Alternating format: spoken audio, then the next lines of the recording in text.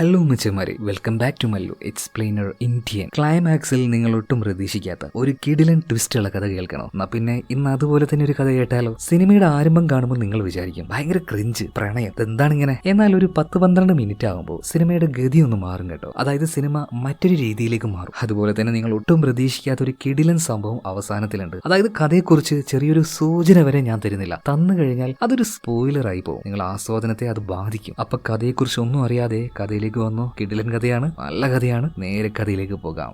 സിനിമയുടെ ആരംഭത്തിൽ കഥാനായകനായിട്ടുള്ള കാർത്തികിനെയാണ് കാണിക്കുന്നത്. എന്നാൽ അവന്റെ ഇപ്പോഴത്തെ അവസ്ഥ കുറച്ച് മോശമാണ്. ഒരുപാട് അവനെ തല്ലി ആരും ഒരാൾ അവനെ കെട്ടിയിട്ടിരിക്കുകയാണ്. അധികം വൈകാതെ ഒരു കത്തി വെച്ച് അവനെ കുത്തുകയാണ്. അധികം വൈകാതെ തന്നെ മരണപ്പെട്ടു പോയ കാർത്തിക് നിലത്തേക്ക് നിലം പൊത്തി വീഴുന്നുണ്ട് കേട്ടോ. ഈ സംഭവം എല്ലാം നടക്കുന്നത് ജോർജിയയിലാണ്. അപ്പൊ അവിടുത്തെ പോലീസിന് പെട്ടെന്നൊരു കോള് വരുന്നുണ്ട്, സാറേ ഇതുപോലെ ഒരു അപ്പാർട്ട്മെന്റിൽ ഒരു കൊലപാതകം നടന്നിട്ടുണ്ട്. സോ ആ കാര്യം അന്വേഷിക്കാനായിട്ട് ഇന്ത്യൻ വംശജനായിട്ടുള്ള ഒരു പോലീസുകാരൻ തന്നെയാണ് അങ്ങോട്ടേക്ക് പോകുന്നത്. ഇൻസ്പെക്ടർ ശരൺ അങ്ങോട്ടേക്ക് വന്ന സമയത്ത് തന്നെ ആ അപ്പാർട്ട്മെന്റിൽ നിന്നും ഒരു ഡെഡ് ബോഡി കൊണ്ടുപോകുന്നുണ്ട്. അതുപോലെ തന്നെ അവിടെ വെച്ച ഒരു ഫോട്ടോ ഫ്രെയിം ഇപ്പൊ ഇയാൾ കാണുകയാണ്. അത് നമ്മുടെ ഹീറോ ആയിട്ടുള്ള കാർത്തിക്, അതുപോലെ തന്നെ അവന്റെ ഭാര്യ ആയിട്ടുള്ള അഞ്ജലി, അവർ രണ്ടുപേരും ഒരുമിച്ച് നിൽക്കുന്ന ഒരു ഫോട്ടോ ആയിരുന്നു. പിന്നീട് അവിടെ ഉണ്ടായിരുന്ന ഒരു ഡയറി ഈ ശരൺ വായിക്കാൻ ആരംഭിക്കാൻ ആ ഡയറി എഴുതിയതും കാർത്തിക് തന്നെയാണ്. ഇതിനുശേഷം നമ്മളെ ഒരു ഫ്ലാഷ് ബാക്കിലേക്ക് കൊണ്ടുപോവാണ്. അത് ജോർജിയയിലല്ല, ഇന്ത്യയിലാണ് ഈ കഥ നടക്കുന്നത്. കാർത്തികിന്റെ വോയിസിൽ തന്നെയാണ് അത് ആരംഭിക്കുന്നതും. 2013 അന്ന് ആ ഒരു ബസ് സ്റ്റാൻഡിൽ വെച്ചാണ് ഞാൻ അന്ന് അഞ്ജലി ആദ്യമായിട്ട് കാണുന്നത്. അവൾ ഒരു മെഡിക്കൽ സ്റ്റുഡന്റ് ആണ്. അവൾ പഠിച്ചിരുന്ന കോളേജിൽ നിന്നും എന്തോ ഒരു ആവശ്യത്തിനായിട്ട് മറ്റൊരു കോളേജിലേക്ക് ട്രാൻസ്ഫർ മേടിച്ച് ഇന്ന് ആ കോളേജിലേക്ക് പോകുന്ന ആദ്യത്തെ ദിവസമാണ്. അവൾ ആ ബസ് സ്റ്റാൻഡിൽ ബസ് കാത്തു നിൽക്കുന്ന അതേ നേരത്താണ് ഞാൻ ബൈക്കുമായിട്ട് അതിലൂടെ പോകുന്നത്. എന്റെ കൂട്ടുകാരന്റെ ബൈക്കായിരുന്നു. അവനാണെങ്കിൽ എണ്ണ അടിച്ചിട്ടുണ്ടായിരുന്നില്ല. നടു റോട്ടിൽ വണ്ടി നിന്ന് പോവാണ്. എന്ത് ചെയ്യാനാ, അതിലൂടെ പോയ ഒരു ഓട്ടോറിക്ഷയ്ക്ക് ഞാൻ കൈ കാണിക്കുന്നുണ്ട്. എന്നാൽ ആ ഓട്ടോറിക്ഷ ചെന്ന് നിർത്തിയത് അവളുടെ മുന്നിലാണ്. ഞാൻ കൈ കാണിച്ച ഓട്ടോറിക്ഷയിൽ അവൾ കയറിപ്പോയി. എനിക്ക് നല്ല ദേഷ്യം തോന്നി. എന്തായാലും സ്കൂളിലേക്ക് പോകാൻ സമയമായിട്ടുണ്ട്. സ്കൂളല്ല, കോളേജാണ്. അപ്പൊ അതിലൂടെ പോയ ഒരു പാൽക്കാരന്റെ വണ്ടിയിൽ തൽക്കാലം ഞാൻ ഒരു ലിഫ്റ്റ് അടിച്ചു. കുറച്ച് കഴിഞ്ഞപ്പോൾ ആ ഒരു ബൈക്ക് ഞാൻ തന്നെ ഓടിച്ചു. അങ്ങനെ പോകുന്ന നേരത്ത് ഒരു ഷാള് വന്ന് എന്റെ മുഖത്ത് വീണു. പിന്നെ എന്താ സംഭവിച്ചിട്ടുണ്ടാവുക ഞാൻ പറയണ്ടല്ലോ. ബൈക്കും ഞാനും ആ ഒരു പാൽക്കാരൻ 3 പേരും കൂടെ അവിടെ വീണു. പാല് മുഴുവൻ പോയി. പാൽക്കാരൻ അലമ്പാക്കി. 6000 രൂപ വേണമെന്ന് പറയാണ്. ഇതേ നേരത്തിന് ആ ഷാളിന്റെ ഉടമയായിട്ടുള്ള പെൺകുട്ടി അങ്ങോട്ടേക്ക് വരുന്നുണ്ട്. അത് മറ്റാരുമല്ല, ഇതേ അഞ്ജലി തന്നെയാണ്. എന്തെങ്കിലും പറ്റിയെന്നൊക്കെ അവൾ ചോദിച്ചു. ഞാൻ പറഞ്ഞു കാര്യമായിട്ട് തന്നെ പറ്റി, പാല് മുഴുവൻ പോയി. ഇയാൾ 6000 രൂപയാണ് ചോദിക്കുന്നത്. നിന്റെ കയ്യിൽ കാശുണ്ടോ? കാശുണ്ട്, എടുക്കുന്നു ഞാൻ പറഞ്ഞു. ആ സമയത്ത് അഞ്ജലി പറഞ്ഞു എന്റെ കാശ് ഓട്ടോറിക്ഷയിലാണുള്ളത്, ഞാൻ പോയിട്ട് അത് എടുത്തിട്ട് വരാന്ന് പറഞ്ഞിട്ട് അവള് നേരെ ഓട്ടോറിക്ഷയിലേക്ക് പോയതേ ഓർമ്മയുള്ളൂ. പിന്നെ ഇങ്ങോട്ടേക്ക് തിരിച്ചു വന്നിട്ടില്ല. അവള് നേരെ പോയി. 6000 രൂപ എന്ന് കേട്ടപ്പോൾ തന്നെ അവൾ ഓടി. ഞാൻ പെട്ടു എന്ന് പറയാലോ, കയ്യിന്ന് കാശ് എടുത്തു കൊടുക്കേണ്ട അവസ്ഥയായി. അങ്ങനെ അന്നത്തെ ക്ലാസ് കാർത്തികിന് മുടങ്ങുകയാണ് കേട്ടോ. പിറ്റേ ദിവസം രാവിലെ തന്നെ അവൻ അവന്റെ ആ ഒരു കോളേജിലേക്ക് പോകുന്നുണ്ട്. ആ നേരത്ത് അങ്ങോട്ടേക്ക് അഞ്ജലി വരികയാണ്. അഞ്ജലി ഇപ്പൊ കാർത്തികിനെ കണ്ട സമയത്ത്, ഓഹോ, ഒരു 6000 രൂപ മേടിക്കാൻ വേണ്ടി നീ എന്റെ കോളേജ് വരെ എത്തി കേട്ടോ. അപ്പൊ നീ എന്നെ ഫോളോ ചെയ്യാണല്ലേ? ഞാൻ എന്തായാലും പോലീസിന് ഈ കാര്യം കംപ്ലൈന്റ് ചെയ്യുന്ന പറയണം. ഇതേ നേരം തന്നെ കാർത്തികിന്റെ ഒരു കൂട്ടുകാരൻ അതിലൂടെ പോകുന്നുണ്ട്. ഡാ,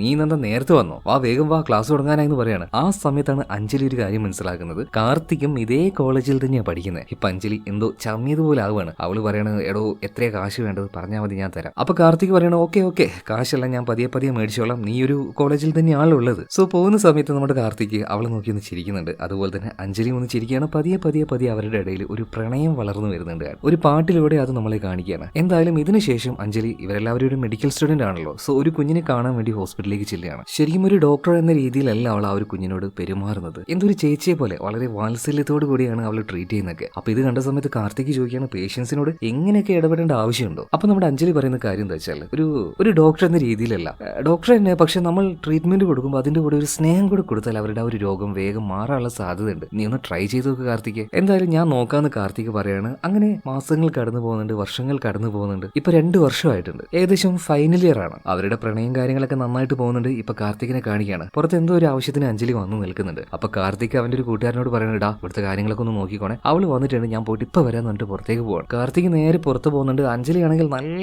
കലിപ്പിലാണ് കേട്ടോ. എന്താ കാര്യം ചോദിച്ചപ്പോൾ ഇന്നലെ രാത്രി ഒരുപാട് തവണ വിളിച്ചു, പക്ഷെ കാർത്തിക് കൂട്ടുകാരുടെ കൂടെ വെള്ളം അടിച്ച് ബോധമില്ലാതെ കിടന്നുറങ്ങായിരുന്നു. അതിൽ അവൾക്ക് ഭയങ്കര കലിപ്പായി പോയി. ഒരു 10-20 തവണയെങ്കിലും കാർത്തികിനെ അഞ്ജലി വിളിച്ചിട്ടുണ്ട്. അപ്പൊ കാർത്തിക് പറയണ, അഞ്ജലി നീ രാവിലത്തെ ഫോൺ എടുത്ത് നോക്കിയോ? 40 തവണയായിട്ട് ഞാൻ വിളിച്ചിട്ടുണ്ട്. ഓഹോ, നീ അപ്പൊ അങ്ങോട്ടും ഇങ്ങോട്ടും പറഞ്ഞിട്ട് ജയിക്കാൻ നോക്കുകയാണോ? എന്തായാലും ഇതൊന്നും സഹിക്കാൻ എന്നെ കൊണ്ട് കഴിയില്ല. എന്തായാലും കുറച്ച് ഗ്യാപ്പ് എനിക്ക് വേണം, ഞാൻ പിന്നെ നിന്നെ വിളിക്കാന്ന് പറഞ്ഞിട്ട് ഒരു ഇച്ചിരി കലിപ്പിൽ അവൾ അവിടുന്ന് പോവാണ്. ഇപ്പൊ രാത്രി കാർത്തിക് കൂട്ടുകാരുടെ കൂടെ വെള്ളം അടിക്കാൻ അങ്ങനെ ഇരിക്കുകയാണ്. എല്ലാവരും നല്ല വീശാണ്. എന്നൊരു തുള്ളി പോലും കാർത്തിക് കഴിക്കുന്നില്ല. കാരണം ഇന്നലത്തെ പോലെ ബോധമില്ലാതെ ഇന്ന് കിടന്നുറങ്ങിയാൽ അഞ്ജലി വീണ്ടും പിണങ്ങുമല്ലോ. ആ സമയത്താണ് കാർത്തികിനെ അഞ്ജലി വിളിക്കുന്നത്. അഞ്ജലി ഒരു ഇമ്പോർട്ടന്റ് ആയിട്ടുള്ള കാര്യം പറയാണ്. അവളുടെ ഒരു കൂട്ടുകാരിക്ക് ഒരു റിലേഷൻ ഉണ്ടായിരുന്നു. ആ റിലേഷൻ അവളുടെ വീട്ടിൽ പൊക്കിയിട്ടുണ്ട്. അതുകൊണ്ട് തന്നെ അവളുടെ കൂട്ടുകാരിയുടെ മാമനുമായിട്ടുള്ള വിവാഹം നടത്താൻ വേണ്ടി പോകണം. അപ്പൊ ആ ഒരു മാമനെ കണ്ട് കാര്യങ്ങൾ സംസാരിക്കാൻ പറ്റുമെന്ന് കാർത്തികിനോട് അഞ്ജലി ചോദിക്കും. ചോദിക്കുന്നുണ്ട്. ഞാൻ ഒന്ന് പോയി നോക്കട്ടെ എന്ന് പറഞ്ഞിട്ട് കാർത്തിക് നേരെ അങ്ങോട്ടേക്ക് ചെല്ലുകയാണ്. ഇതേ നേരത്ത് ഈ മാമനും കൂട്ടുകാരാണെങ്കിലും നല്ല വെള്ളടിയാണ് കേട്ടോ. അപ്പൊ അവരോട് ചെന്ന കാര്യങ്ങൾ പറയുമ്പോൾ അവർ ചോദിക്കുന്നുണ്ട്, അല്ല ആ ഒരു പെൺകുട്ടിയെ നീ പ്രണയിക്കുന്നുണ്ടോ? അപ്പൊ കാർത്തിക് പറയാണ്, ആ പെൺകുട്ടിയല്ല, അവളുടെ കൂട്ടുകാരിയാണ് എന്റെ ലവർ. പക്ഷെ കാര്യങ്ങൾ അങ്ങോട്ടും ഇങ്ങോട്ടും സംസാരിച്ച് ആകെ അലമ്പാകുകയാണ് കേട്ടോ. പിന്നീട് കാർത്തിക് ഒന്നും നോക്കിയില്ല, എല്ലാത്തിനും അടിച്ച് പഞ്ഞിക്കിടുന്നുണ്ട്. അവസാനം കേസും പോലീസ് സ്റ്റേഷനൊക്കെ ആയി. കാർത്തിക് ഇപ്പോൾ സ്റ്റേഷനിലാണുള്ളത്. അപ്പൊ അവന് ജാമ്യത്തിൽ ഇറക്കാൻ വേണ്ടി അവന്റെ പ്രൊഫസറാണ് വരുന്നത്. ആ സമയത്താണ് ഒരു കാര്യം മനസ്സിലാവുന്നത്, കാർത്തികിന് അച്ഛനും അമ്മയൊന്നുമില്ല, ആകെയുള്ളത് ഈ ഒരു പ്രൊഫസറാണ്. അവൻ നന്നായിട്ട് പഠിക്കും കേട്ടോ. അപ്പൊ അവന്റെ എല്ലാ കാര്യങ്ങളും ഈ ഒരു പ്രൊഫസർ തന്നെയാണ് നോക്കുന്നത്. ഇപ്പൊ പോലീസുകാരന്റെ വായിന്ന് ഒരുപാട് കേട്ടെങ്കിലും എങ്ങനെയൊക്കെയോ പ്രൊഫസർ അവനെ ഇറക്കി വരികയാണ്. പിന്നീട് കോളേജിൽ എത്തിയപ്പോൾ പ്രൊഫസർ അവനെ പോരെ ആട്ടാട്ടുകയാണ്. എടാ, നിനക്ക് വേണ്ടി എത്ര തവണയാ ഓരോരുത്തരുടെ കയ്യിൽ നിന്ന് ഞാൻ ചെയ്തു കേൾക്കുന്നത്. ദയവ് ചെയ്ത് ഇനിയുള്ള കുറച്ച് ദിവസം, ഒരു 5-6 മാസം കൂടെ ഉള്ളൂ, ആ സമയത്ത് മര്യാദക്കൊന്ന് നിൽക്ക്, ഒന്ന് മര്യാദക്ക് പഠിക്കാൻ നോക്ക്. ഇനി എങ്ങാനും ഇതുപോലെ വല്ല അലമ്പും ഉണ്ടാക്കിയാണ്ടല്ലോ ഇതും പറഞ്ഞ് വാൺ ചെയ്ത് അവനെ വിടുന്നുണ്ട്. എന്തായാലും ഒന്ന് ചിരിച്ചുകൊണ്ട് നമ്മുടെ കാർത്തിക് പോവാണ്. പിന്നീട് കാർത്തികിനെ കാണാൻ വേണ്ടി അഞ്ജലി വരുന്നുണ്ട്. അഞ്ജലി വന്നപാട് അവനെ പോലും ചെയ്ത്, എടാ അവിടെ പോയിട്ട് അവരോട് സംസാരിക്കാൻ പറഞ്ഞപ്പോ നീ അവരായിട്ട് പഞ്ഞി കിട്ടോ? എടാ നിന്റെ കൂടെ എനിക്ക് പറ്റില്ല, നിന്റെ കൂടെ ശരിയാവില്ല ഇത് കേട്ടപ്പോ കാർത്തികിന് ആകെ എന്തോ പോലെ ആവുകയാണ്. ഇപ്പൊ അവിടെ ഉണ്ടായിരുന്ന അവന്റെ കൂട്ടുകാരനെ നോക്കിയിട്ട് കാർത്തിക് പറയണേ, എന്റെ പൊന്നു ചെങ്ങായിയെ സിംഗിൾ ആയിട്ട് ജീവിക്കാൻ പറ്റില്ല, അങ്ങനെ ജീവിച്ചാൽ മതി, പ്രേമിക്കാൻ നിൽക്കണ്ട. കാരണം അവൾ എന്തെങ്കിലും കാര്യങ്ങൾ പറയും, പിന്നീട് അത് പോയിട്ട് ചെയ്യുമ്പോൾ അവള് തന്നെ വന്നിട്ട് നമ്മളെ കുറ്റം പറയാതാ ഇതുപോലെ. ഇപ്പൊ അഞ്ജലി പറയണ, കാർത്തിക് എനിക്ക് നിന്നോട് കൂടുതലായിട്ട് സംസാരിക്കാൻ താല്പര്യമില്ല. നിന്റെ ഈ വഴക്ക് കാരണം വീട്ടിൽ നിന്റെ കാര്യം അവതരിപ്പിക്കാൻ തന്നെ എനിക്ക് മടിയാണ്. വീട്ടിൽ വിവാഹാലോചനയും കാര്യങ്ങളൊക്കെ നടക്കുന്നുണ്ട്. അപ്പൊ കാർത്തിക് ചോദിക്കുകയാണ്, എന്റെ കാര്യം അപ്പൊ നീ പറഞ്ഞിട്ടില്ല അല്ലേ? എന്താടാ ഞാൻ വീട്ടിൽ പോയിട്ട് പറയണ്ടേ? മെഡിസിൻ പഠിക്കുന്ന ഒരു ചെക്കൻ, അതുപോലെ തന്നെ എപ്പോഴും തല്ലും വഴക്കും. കാർത്തിക് തൽക്കാലം നമുക്ക് പിന്നെ സംസാരിക്കാന്ന് പറഞ്ഞിട്ട് അഞ്ജലി അവളുടെ വീട്ടിലേക്ക് പോവാണ്. അങ്ങനെ അഞ്ജലി അച്ഛന്റെ കൂടെ ഭക്ഷണം കഴിച്ചുകൊണ്ടിരിക്കുന്ന സമയത്ത് അച്ഛൻ പറയണ, മോളെ നിനക്കൊരു വിവാഹാലോചന വന്നിട്ടുണ്ട്, നല്ല പയ്യനാണ്, നല്ല വീട്ടിലെ പയ്യനാ. ഈ സമയത്താണ് അഞ്ജലി കാർത്തികിന്റെ കാര്യം ആദ്യമായിട്ട് പറയുന്നത്. അതായത് കാർത്തികിനോട് വഴക്കിടുമെങ്കിലും അവനോട് ഭയങ്കര ഇഷ്ടമാണ് അവൾ. അച്ഛാ, ഞാൻ ഒരു കാര്യം പറയാൻ നിൽക്കുകയായിരുന്നു. എനിക്കൊരു പയ്യൻ ഇഷ്ടമാണ്, എന്റെ കൂടെ തന്നെ പഠിക്കുന്ന ആളാണ് കാർത്തിക്. സത്യം പറയുകയാണെങ്കിൽ അവന് അച്ഛനോ അമ്മയോ ആരും ഇല്ല, അവന് നോക്കിയതൊരു പ്രൊഫസറാണ്. അപ്പൊ അവന്റെ കൂടെ ജീവിക്കാനാണ് എനിക്കിഷ്ടം. ഇത് കേട്ടപ്പോൾ അവളുടെ അച്ഛൻ പറയണ, മോളെ ഈ നാട്ടിൽ എനിക്കൊരു മര്യാദയുണ്ട്, നമ്മുടെ ജാതി, ആ കാര്യങ്ങളൊക്കെ നീ നോക്കണം. ഇതെല്ലാം വിട്ട് നീ മറ്റൊരാളെ വിവാഹം കഴിക്കുകയാണെങ്കിൽ അതെനിക്ക് ഭയങ്കര ബുദ്ധിമുട്ടാണ്. ഇപ്പൊ അവളുടെ അച്ഛൻ പറയണം, മോളെ അങ്ങനെയാണെങ്കിൽ ഒരു കാര്യം ഞാൻ പറയട്ടെ, ഞാൻ പറയുന്ന ചെക്കനെ കെട്ടാൻ പറ്റുമെങ്കിൽ ഈ വീട്ടിൽ നിന്നാ മതി, അല്ലെങ്കിൽ ഇറങ്ങി പൊയ്ക്കോന്ന് പറയണം. ഇത് കേട്ട സമയത്ത് അഞ്ജലി പറയണം, അച്ഛാ ഒരു 20 വർഷം എന്നെ നോക്കിയതിന്റെ പേരിൽ ലൈഫ് മുഴുവൻ കരഞ്ഞുകൊണ്ടിരിക്കാൻ എന്നെ കൊണ്ട് വയ്യ, എനിക്ക് അവന്റെ കൂടെ ജീവിക്കണം, ഞാൻ പോവാന്ന് പറഞ്ഞിട്ട് അഞ്ജലി അന്ന് തന്നെ അവിടെ നിന്ന് പോവാണ്. ഭയങ്കര ടെൻഷനിലാണ് അവൾ. പിന്നീട് അവൾ താമസിക്കുന്ന അപ്പാർട്ട്മെന്റിലേക്ക് എത്തുന്നത്. അന്ന് രാത്രി നല്ല മഴയുണ്ടായിരുന്നു, തണുപ്പുണ്ടായിരുന്നു. പെട്ടെന്ന് ഇതെല്ലാം കൂടി ആയപ്പോൾ, ടെൻഷനും തണുപ്പും എല്ലാം കൂടി ആയപ്പോൾ അവൾക്ക് എന്തോ വിറയിലിളകി താഴേക്ക് വീഴുന്നുണ്ട്, ബോധം നഷ്ടപ്പെടുകയാണ്. അധികം വൈകാതെ ഈ ഒരു കാര്യം കാർത്തിക് അറിയുന്നുണ്ട്. വേഗം തന്നെ അവളെ ഹോസ്പിറ്റലിലേക്ക് കൊണ്ടുപോകുന്നുണ്ട്, അഡ്മിറ്റ് ചെയ്യുകയാണ്. മാത്രമല്ല കാർത്തികിന്റെ ആ ഒരു പ്രൊഫസർ അവനെ വിളിച്ച് കാര്യങ്ങളൊക്കെ പറഞ്ഞു കൊടുക്കുന്നുണ്ട്. അതായത് അവളുടെ ബ്രെയിനിന് എന്തോ ചില പ്രശ്നങ്ങളുണ്ട്. നമ്മുടെ ബ്രെയിനിന്റെ ഉള്ളിൽ ഇഞ്ചുറി 2 ടൈപ്പിൽ വരാം. ഒന്ന് ഒരു അപകടത്തിലൂടെ ഒരു ഫിസിക്കൽ ആയിട്ടുള്ള ഇഞ്ചുറി, രണ്ടാമത്തേത് മെന്റലി ഭയങ്കര സ്ട്രെസ് വന്നു കഴിഞ്ഞാൽ അങ്ങനെയും ഇഞ്ചുറി വരാം, അതായത് ബ്രെയിനിന് പ്രശ്നങ്ങൾ വരാം. ഇപ്പോൾ ഈ അഞ്ജലിയുടെ കാര്യത്തിൽ രണ്ടാമത്തെ കാര്യമാണ് സംഭവിച്ചത്. അതായത് അവൾ നന്നായിട്ട് സ്ട്രെസ് അനുഭവിച്ചിട്ടുണ്ട്, ഒരുപാട് വിഷമിച്ചിട്ടുണ്ട്. അതുകൊണ്ടാണ് അവൾക്ക് ബ്രെയിനിൽ ഇങ്ങനെ ഒരു പ്രശ്നം വന്നത്. അതുപോലെ തന്നെ അഞ്ജലിയുടെ ഈ കേസ് എന്ന് പറഞ്ഞാൽ അത് കുറച്ച് ഡിഫറെന്റ് ആണ്. അതായത് അവളുടെ ശരീരത്തിന് ഓവർ ഹീറ്റോ ഓവർ ആയിട്ടുള്ള തണുപ്പോ ഇത് രണ്ടും പറ്റില്ല. ഇത് രണ്ടും ഓവർ ആയി കഴിഞ്ഞാൽ അവളുടെ മരണത്തിന് വരെ ഇത് കാരണമായേക്കാം. അതായത് നല്ല തണുപ്പുള്ള ഐസ്ക്രീമോ അല്ലെങ്കിൽ മറ്റെന്തെങ്കിലും ഫുഡോ, ഇനിയിപ്പോ നല്ല ചൂടുള്ള വേറെ എന്തെങ്കിലും ഒരു കാര്യമോ അത് അവളുടെ ദേഹവുമായിട്ട് ഒരു കോണ്ടാക്ട് വന്നാൽ സപ്പോസ് അവൾക്ക് എന്തെങ്കിലും സംഭവിക്കാം. ഇതുപോലെ ബോധം പോവാം, വിറയിൽ വരാം, ചിലപ്പോൾ മരണം വരെ സംഭവിച്ചേക്കാം. അപ്പൊ ഒരിക്കലും ഇത് മാറ്റാൻ പറ്റില്ല എന്ന് ഡോക്ടറോട് കാർത്തിക് ചോദിക്കുമ്പോൾ അതങ്ങനെ മാറ്റാൻ പറ്റുന്ന ഒരു കാര്യമല്ല. പക്ഷേ ഒരു 28 ഡിഗ്രിയിൽ അവളുടെ ചുറ്റുപാടിലുള്ള കാര്യങ്ങൾ നിലനിർത്തുകയാണെങ്കിൽ കുഴപ്പമൊന്നുമില്ല. അതായത് കാർത്തികെ നീ അവളെ വിവാഹം കഴിച്ച് അവളുടെ കൂടെ ജീവിക്കുകയാണെങ്കിൽ ഒരു കണ്ണാടി പാവയെ നോക്കുന്നത് പോലെ നീ അവളെ നോക്കേണ്ടി വരും. എന്തോ അവന് ഭയങ്കരമായിട്ട് വിഷമാവുകയാണ്. നേരെ അഞ്ജലിയുടെ അടുത്തേക്ക് എത്തുന്നുണ്ട്. അവള് ഭയങ്കര സങ്കടത്തില് ഇപ്പൊ നമ്മുടെ കാർത്തികിനെ നോക്കുകയാണ്. കാർത്തികെ, ഞാൻ വീടെല്ലാം ഉപേക്ഷിച്ച് നിന്റെ കൂടെ ജീവിക്കാനാണ് വന്നത്, പക്ഷേ ഞാൻ ആർക്കും പറ്റിയൊരു പെണ്ണല്ല അല്ലേ, നീ എന്നെ വിട്ടേക്കടാ, നീ വേറെ ആളെ നോക്കിയോ. അപ്പൊ കാർത്തിക് പറയണ, എന്താ നീ പറയുന്ന അഞ്ജലി, ചെറിയൊരു പ്രശ്നം നിന്റെ ശരീരത്തിൽ വന്നെന്ന് കരുതിയിട്ട് നിന്നെ ഞാൻ അങ്ങനെ വിട്ടുകളെ, ഒരിക്കലും ഇല്ല. പിന്നീടുള്ള ദിവസങ്ങൾ കാർത്തിക് നന്നായിട്ട് തന്നെ അവളെ നോക്കുകയാണ്. പയ്യെ പയ്യെ അവൾ റിക്കവർ ആയിട്ട് വരുന്നുണ്ട്. ഇനിയിപ്പോ കാറിൽ പോകുന്ന സമയത്തൊക്കെ കറക്റ്റ് ആ ഒരു ടെമ്പറേച്ചർ 28 ഡിഗ്രി അത് കറക്റ്റ് ആയിട്ട് മെയിൻറ്റെയിൻ ചെയ്യും. അങ്ങനെ ഒരു ദിവസം കാർത്തിക് അഞ്ജലിയോട് പറയണ, വാ നമുക്കൊരു സ്ഥലത്തേക്ക് പോകണമെന്ന്. അപ്പൊ അവളിങ്ങനെ ചോദിക്കുന്നുണ്ട്, എന്താ കാര്യം. അങ്ങനെ അവസാനം കാർത്തിക് അവളെയും കൂട്ടി അങ്ങോട്ടേക്ക് ചെന്നപ്പോഴാണ് കല്യാണത്തിന്റെ സെറ്റപ്പും കാര്യങ്ങളൊക്കെ റെഡി ആയിട്ടുണ്ട്. ഇന്ന് അവളെ കാർത്തിക് വിവാഹം കഴിക്കാൻ പോവാണ്. ഫ്രണ്ട്സും കാര്യങ്ങളൊക്കെ വന്നിട്ടുണ്ട്. ആ ചടങ്ങ് കഴിയാണ്. പിന്നീട് കൂട്ടുകാരെല്ലാം പോയി അവരുടെ ആ ഒരു ഫസ്റ്റ് നൈറ്റും കാര്യങ്ങളൊക്കെ കഴിഞ്ഞ് അവരുടെ ആ ഒരു ലൈഫ് നല്ല രീതിയിൽ തന്നെ മുന്നോട്ടേക്ക് പോവാണ്. അങ്ങനെ കുറച്ച് ദിവസം കഴിഞ്ഞപ്പോൾ കാർത്തികിന്റെ പ്രൊഫസർ അവനെ വിളിക്കുകയാണ്. അർജന്റായിട്ട് എന്തോ ഒരു കാര്യം പറയാനുണ്ട് എന്ന് പറഞ്ഞിട്ട് കാർത്തിക് വേഗം തന്നെ അങ്ങോട്ടേക്ക് ചെല്ലാണ്. ഇപ്പൊ പ്രൊഫസർ അവനോട് പറയാണ്, 2 ഹാപ്പി ന്യൂസ് ഉണ്ട്. അതായത് നമ്മുടെ അഞ്ജലിയുടെ ആ ഒരു രോഗം ഉണ്ടല്ലോ, അത് മാറ്റാനായിട്ടുള്ള മരുന്ന് ജോർജിയയിൽ കണ്ടുപിടിച്ചിട്ടുണ്ട്. അങ്ങനെ ഒരു പഠനം വന്നിട്ടുണ്ട്. അതുപോലെ തന്നെ നിങ്ങൾക്ക് 2 പേർക്കും എന്റെ റെക്കമെൻഡേഷനോട് കൂടിയിട്ട് അവിടെ ഒരു ഹോസ്പിറ്റലിൽ ഞാൻ ജോലിയും തരപ്പെടുത്തിയിട്ടുണ്ട്. ഇത് കേട്ടപ്പോൾ കാർത്തികിന് ഭയങ്കരമായിട്ട് സന്തോഷമാവാണ്. 2 പേരുടെയും പഠിത്തം കഴിഞ്ഞ് നിൽക്കുകയാണ്. അഞ്ജലിക്കാണെങ്കിൽ വീട്ടിൽ നിന്ന് യാതൊരു സപ്പോർട്ടും ഇല്ല. അപ്പൊ ഈ ഒരു സമയത്ത് അവർക്കൊരു ജോലിയും കൂടെ അത്യാവശ്യമാണ് കേട്ടോ. കാർത്തികിന് ഭയങ്കര സന്തോഷമായി, പ്രൊഫസറിനെ കെട്ടിപ്പിടിക്കുകയാണ്. ഇതുവരെ പഠിപ്പിച്ച് വലുതാക്കി എല്ലാ കാര്യങ്ങളും സെറ്റാക്കി തന്നതല്ലേ, ഡോക്ടറിനോട് അത്രയും നന്ദി പറയുന്നുണ്ട്. അപ്പൊ ഡോക്ടർ പറയുന്നത് ഈ സമയത്തൊക്കെ നന്ദി പറഞ്ഞോ, എന്നാൽ 2 കൂടെ പോയിട്ട് കല്യാണം കഴിച്ചപ്പോ എന്നെ വിളിച്ചായിരുന്നോ എന്നിങ്ങനെ ചുമ്മാ പറഞ്ഞ് അവനൊന്ന് കളിയാക്കുകയാണ് കേട്ടോ. എന്തായാലും അധികം വൈകിയില്ല, കാർത്തിക്കും അഞ്ജലിയും കൂടെ ഇപ്പോ ജോർജിയയിലേക്ക് വന്നിട്ടുണ്ട്. അവർക്ക് താമസിക്കാനായിട്ട് ഒരു വീടും ഓൾറെഡി അവിടെ ശരിയാക്കിയിട്ടുണ്ടായിരുന്നു. അപ്പൊ അങ്ങോട്ടേക്ക് പോകാൻ നേരത്ത് പെട്ടെന്ന് ഒരു പൂച്ച ഈ അഞ്ജലിയുടെ മുന്നിലേക്ക് ചാടിയപ്പോൾ അവൾ വല്ലാണ്ട് പേടിച്ചു പോവാണ്. അപ്പൊ കാർത്തിക് പറയണേ അതൊരു പൂച്ചയല്ലേ, വാ നമുക്ക് ഉള്ളിലേക്ക് പോകുന്ന പറഞ്ഞിട്ട് വീട്ടിലേക്ക് പോവാണ്. അത് നന്നായിട്ടൊന്ന് ക്ലീൻ ചെയ്ത് സെറ്റപ്പ് ആകുന്നുണ്ട്. അതുപോലെ തന്നെ ചില സാധനങ്ങൾ മേടിക്കാനായിട്ട് അവർ പുറത്തേക്ക് പോവാണ്. ആ നേരത്തെ ഒരു കൂജ അവൾ കാണുന്നുണ്ട് കേട്ടോ. അഞ്ജലിക്ക് എന്തോ അത് ഭയങ്കരമായിട്ട് ഇഷ്ടമായി. അത് മേടിച്ചു കൊണ്ടുവന്നു വീടിന്റെ ആ ഒരു നടുറൂമിൽ തന്നെ അത് വെക്കുന്നുണ്ട്. അതിനെന്തോ ഒരു ഇഷ്ടം തോന്നുന്നുണ്ട് അവൾക്ക്. അങ്ങനെ പിറ്റേ ദിവസം രാവിലെ കാർത്തിക് പറയാണ്, ഞാൻ എന്തായാലും നിന്റെ ഈ ഒരു രോഗം ഉണ്ടല്ലോ അത് ചികിത്സിക്കാൻ ആവശ്യമായിട്ടുള്ള മെഡിസിനും കാര്യങ്ങളൊക്കെ അവൈലബിൾ ആയിട്ടുള്ള ഒരു ഹോസ്പിറ്റലിലേക്ക് ഒന്ന് പോട്ടെ, ഡോക്ടറോട് ഒന്ന് സംസാരിച്ച് നോക്കട്ടെ. ഇവിടെ ഒറ്റയ്ക്കിരുന്ന് ബോറടിക്കേണ്ട, നമ്മുടെ വീടിന്റെ അപ്പുറത്തെ വീടുണ്ടല്ലോ, അവിടെ ഒരു തെലുങ്ക് ഫാമിലിയാണ്, വേണമെങ്കിൽ അവിടെ ഒന്ന് പോയി നോക്കിക്കോ, ആ ആന്റിയോട് ഒന്ന് സംസാരിച്ചു എന്ന് പറയണം. പിന്നീട് കാർത്തിക് അവിടെ നിന്ന് പോവാണ്. അതിനുശേഷം അഞ്ജലി നേരെ അവരുടെ അയൽവാസിയായിട്ടുള്ള ആ ഒരു തെലുങ്ക് ഫാമിലിയെ കാണാൻ വേണ്ടി പോകുന്നുണ്ട്. വാതിൽ മുട്ടി ഇപ്പൊ ആ ഒരു ആന്റി അങ്ങോട്ടേക്ക് വന്നു. അപ്പൊ അഞ്ജലി പറയണത്, ആന്റി ഒന്നുമില്ല, ചുമ്മാ ഒരു ഹായ് പറയാനും ഒന്ന് പരിചയപ്പെടാനും കൂടെ വന്നതാണ്, ഞാൻ അപ്പുറത്തെ വീട്ടിലാണ് താമസിക്കുന്നത്, ഇപ്പൊ വന്നതേ ഉള്ളൂ. ഇത് കേട്ടപാട് തന്നെ ആ ആന്റി പറയാണ്, അപ്പുറത്തെ വീട്ടിലോ? പിന്നെ മോളെ എന്തോന്ന് ഈ ആന്റി പറയാൻ വന്നെങ്കിലും പിന്നീട് അത് മറച്ചു വെച്ചുകൊണ്ട് മോളെ വാ ഉള്ളിലേക്ക് പോകാന്ന് പറയണം. അല്ല എന്താ ആന്റി എന്തെങ്കിലും പ്രശ്നം ചോദിക്കുമ്പോൾ അതൊന്നും ഇല്ല മോളെ എന്ന് പറഞ്ഞിട്ട് ഉള്ളിലേക്ക് കൂട്ടിക്കൊണ്ടുപോകുന്നുണ്ട്. ഇതേ നേരത്തെ തന്നെ കാർത്തിക് ആ ഒരു ഡോക്ടറെ കാണാൻ വേണ്ടി പോയിട്ടുണ്ട്. ഡോക്ടറാണെങ്കിൽ ഭയങ്കര പോസിറ്റീവായിട്ട് സംസാരിക്കുന്ന, കാർത്തിക് പേടിക്കൊന്നും വേണ്ട, ഇത് ഇപ്പൊ അത്ര വലിയൊരു സിറ്റുവേഷൻ ഒന്നുമല്ല, മെഡിസിൻ കഴിച്ച് ഇത് മാറ്റാവുന്നേ ഉള്ളൂ. പക്ഷേ നിങ്ങൾ ഇവിടെ നിൽക്കുന്ന ആ ഒരു സമയത്ത് എപ്പോഴും ഒരു ശ്രദ്ധ അഞ്ജലിയുടെ മേലെ വേണം കേട്ടോ. അവളുടെ ആ ഒരു 28 ഡിഗ്രി ടെമ്പറേച്ചർ അവളുടെ ചുറ്റും മെയിൻറ്റെയിൻ ചെയ്യണം. പിന്നീട് നമുക്ക് ഈ ഒരു മരുന്ന് കഴിച്ച് ഈ ഒരു അവസ്ഥയെ മാറ്റിയെടുക്കാൻ പറ്റും. അല്ല അഞ്ജലി എന്താ കൂടെ കൂട്ടാതിരുന്നത്? അപ്പൊ കാർത്തിക് പറയണത്, അതൊന്നുമില്ല ഡോക്ടറെ, അവളിപ്പോ ചുമ്മാ വീട്ടിലിരിക്കുകയാണ്, കാര്യങ്ങളൊക്കെ പഠിച്ചതിന് ശേഷം ഇങ്ങോട്ടേക്ക് കൊണ്ടുവരാം എന്ന് ഞാൻ കരുതി. അപ്പൊ ഡോക്ടർ പറയുന്നത്, അങ്ങനെ ചെയ്യരുത്, അവളിങ്ങനെ വീട്ടിലിരുത്താൻ പാടില്ല, എത്രയും പെട്ടെന്ന് തന്നെ രണ്ടുപേരും ആ ഒരു ജോലിക്ക് ജോയിൻ ചെയ്യുക, നിങ്ങൾ രണ്ടുപേരും ഡോക്ടേഴ്സ് അല്ലേ, എത്രയും പെട്ടെന്ന് തന്നെ ജോയിൻ ചെയ്യുക. ശരി ഡോക്ടറെ എന്ന് പറഞ്ഞിട്ട് കാർത്തിക് അവിടെ നിന്ന് പോവാണ്. അങ്ങനെ പോവാൻ നേരത്തെ കാർത്തികിനെ അഞ്ജലി വിളിക്കുന്നുണ്ട്. അഞ്ജലി പറയണ, കാർത്തിക് നീ പറഞ്ഞതുപോലെ ഞാൻ ആന്റിയുടെ അടുത്തേക്ക് പോയി, അവർ പരിചയപ്പെട്ടു, ഇന്ന് രാത്രി അവർ ഡിന്നറിന് വിളിച്ചിട്ടുണ്ട് കേട്ടോ. അങ്ങനെ ചെറിയൊരു ഗിഫ്റ്റ് എല്ലാം മേടിച്ച് കാർത്തികും അഞ്ജലിയും കൂടെ അങ്ങോട്ടേക്ക് ചെല്ലുകയാണ്. അവിടുത്തെ ആ ഒരു ആന്റി, ഹസ്ബൻഡ്, അതുപോലെ തന്നെ അവരുടെ മകളായിട്ടുള്ള ഗേദിയാണ് അവിടെ താമസിക്കുന്നത്. എന്തായാലും അങ്ങോട്ടേക്ക് പോയി നല്ല ജോളിയായിട്ട് അവരുടെ കൂടെ സംസാരിക്കുകയാണ്, സുഹൃത്തുക്കളാവുകയാണ്, ഭക്ഷണം കഴിച്ചു. പിന്നീട് ഇവർ രണ്ടുപേരും വീട്ടിലേക്ക് തിരിച്ചു വരുന്നുണ്ട്. എന്നാൽ വീട്ടിലേക്ക് എത്തിയ സമയത്ത് അഞ്ജലി ഭയങ്കര കൺഫ്യൂഷൻ അങ്ങനെ ഇരിക്കുകയാണ്. അപ്പൊ കാർത്തിക് ചോദിക്കുന്നുണ്ട്, അല്ല അഞ്ജലി എന്താ നിനക്ക് പറ്റിയേ? അപ്പൊ അഞ്ജലി പറയാണ്, അല്ല കാർത്തിക്, ഞാൻ ആ ഒരു ആന്റിയെ ഫസ്റ്റ് ടൈം കണ്ടപ്പോ അവർ ചോദിച്ചു, അല്ല നിങ്ങൾ ആ ഒരു വീട്ടിലാണോ, അതായത് ഈ വീടിന് എന്തോ പ്രശ്നമുള്ളതുപോലെ ആ ആന്റി സംസാരിച്ചു, എന്തായിരിക്കും അത്, ഇനി ഈ വീട്ടിൽ വല്ല പ്രശ്നം ഉണ്ടാവോ? ഇത് കേട്ടപ്പോ നമ്മുടെ കാർത്തിക് പറയാണ്, എന്റെ പൊന്നഞ്ജലി വെറുതെ ആവശ്യമില്ല അത് ചിന്തിച്ച് കൂട്ടല്ലേ, ആന്റി അത് വേറെ എന്തെങ്കിലും ഒരു സംസാര ശൈലിയിൽ പറഞ്ഞതായിരിക്കും. അതുപോലെ അഞ്ജലി വേഗം വന്ന് കിടന്നേ, നാളെ ഡോക്ടറെ കാണണം, ചെക്കപ്പ് ഉണ്ട്, എല്ലാ കാര്യങ്ങളുണ്ട്. അങ്ങനെ രണ്ടുപേരും കൂടെ നല്ല റൊമാൻറ്റിക് ആയിട്ട് കുറച്ച് നേരം സംസാരിച്ച് പിന്നെ കിടന്നുറങ്ങി രാവിലെ ആയപ്പോൾ തന്നെ ഡോക്ടറുടെ അടുത്തേക്ക് പോയി. ഡോക്ടർ ഈ പറഞ്ഞതുപോലെ തന്നെ ഭയങ്കര പോസിറ്റീവായിട്ടാണ് പറയുന്നത്, അഞ്ജലി യാതൊരു പ്രശ്നവുമില്ല, നമുക്ക് ഇതിനെ മാറ്റാൻ കഴിയും, പക്ഷേ ഈ അസുഖം മാറുന്നത് വരെ 28 ഡിഗ്രി എന്നുള്ള ഒരു ടെമ്പറേച്ചർ ഉണ്ടല്ലോ അത് കറക്റ്റ് ആയിട്ട് നീ മെയിൻറ്റെയിൻ ചെയ്യണം. അതുപോലെ വീട്ടിൽ ഇങ്ങനെ ഇരിക്കേണ്ട ആവശ്യമൊന്നുമില്ല, പറ്റുകയാണെങ്കിൽ ജോലിക്കൊക്കെ പോ. ഓക്കെ ഡോക്ടറെ എന്ന് പറഞ്ഞിട്ട് രണ്ടുപേരും അവിടെ നിന്ന് പോവാണ്. പിന്നീട് കാർത്തിക്കാണ് ഫസ്റ്റ് ടൈം ആ ഒരു ഹോസ്പിറ്റലിൽ പോയി ജോയിൻ ചെയ്യുന്നത്. അവിടുത്തെ ഡോക്ടേഴ്സിനൊക്കെ പരിചയപ്പെടുകയാണ്. ആ കൂട്ടത്തിലുള്ള ഒരു ഡോക്ടറായിരുന്നു സമീറ.